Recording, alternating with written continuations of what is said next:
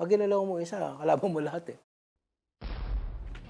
Lumaking kakambal sa pangalan at katauhan ni June ang pakikipag-away at basag ulo. Kilala siyang isa sa mga siga sa kanilang magulong lugar sa Tondo. Battle talaga, kakapaluan, talagang rumble talaga. Masaktan ko yung kalaban namin, gano'n lang, makagante. Dahil na rin sa walang magandang halimbawang nakita si June sa ama, hindi nakapagtataka kung ano ang kanyang kinalakihan. Lahat kami magkakasama dun, eh. So, pati tatay namin, nakakasama na rin namin. Actually, during that time, maging ang father ko, kainuman ko na rin, eh. So, sino pa yung mag-guide sa amin? Magkagayunman ay hindi rin kinaligtaan ni June ang pag-aaral. Sa mga panahon naman na walang barkada at gulo, laman pa rin siya ng bangketa. Nagtitinda sa palengke upang may pangtustos sa eskwela. Ginawa niya ito hanggang makapagkolehiyo. Nang makatapos ay agad siyang nagtrabaho sa pabrika na nasundan ng maaga naman niyang pag-aasawa. Alang-alang sa pamilya, nagsikap siya sa pagtatrabaho.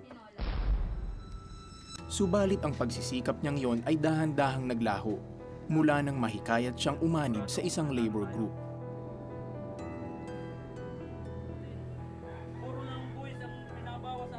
Doon, napasama ako sa mga rally. So, may mga natutunan akong aral doon na lalong nagpaano sa akin, nagpagulo sa buhay ko. So, kada mayroong mga issues mga issue na dumarating sa pamahalaan, so andun ka, kasama ka doon sa rally. Dahil sa kaliwat ka ng protestang kanyang sinamahan, hindi ito kinaya ni June. Pagod na pagod ako, naghahanap pa talaga ako ng, ng kapayapaan, pero hindi ko alam kung saan ko hahanapin. Hindi ko talaga alam kung saan ba ako magiging masaya. Nang mabalitaan ng isang kapatid ang kanyang kalagayan, inimbitahan si June sa pagpupulong ng isang samahang Kristiyano na isa palang Bible study. Sa mga narinig kong mga turo din na yan, mga reliyon na yan, hindi naman totoo yan. Yan parang ginagamit lamang ng government para parang ba ganun ba, para i-brainwash ang isipan ng tao, parang ganun. So walang paniniwala, I don't believe Parang wala akong tiwala doon. Nanatiling matigas ang kalooban ni June tungkol sa pananampalataya sa Diyos.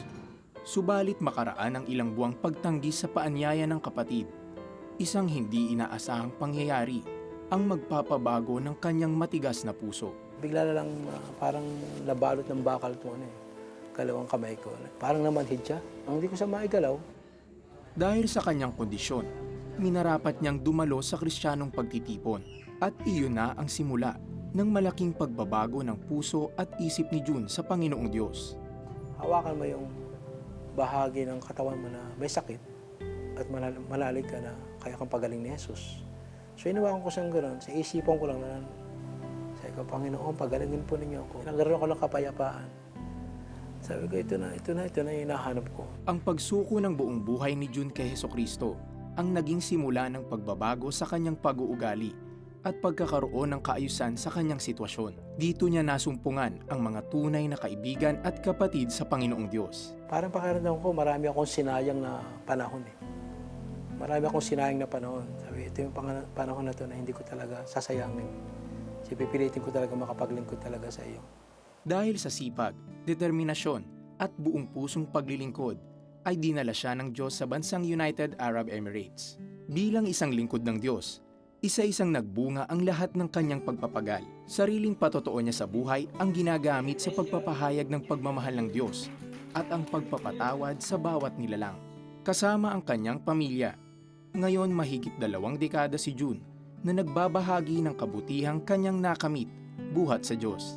Panginoon, hindi ka talaga nagkukulang. Napakarami na rin dumating na pagsubok sa buhay ko. Pero maalala ko yung mga bagay na ginawa niya sa buhay ko, yung mga himala. Namala ka sa loob ko Kung hindi mo ko pinabayaan nun, hindi mo ko pabayaan ngayon. Ikaw yung Diyos na hindi nagbabago. At ang pinangako niya, gagawin at gagawin niya. Siya yung Diyos na bumago ng buhay ko, bumago na sitwasyon ng buhay ko.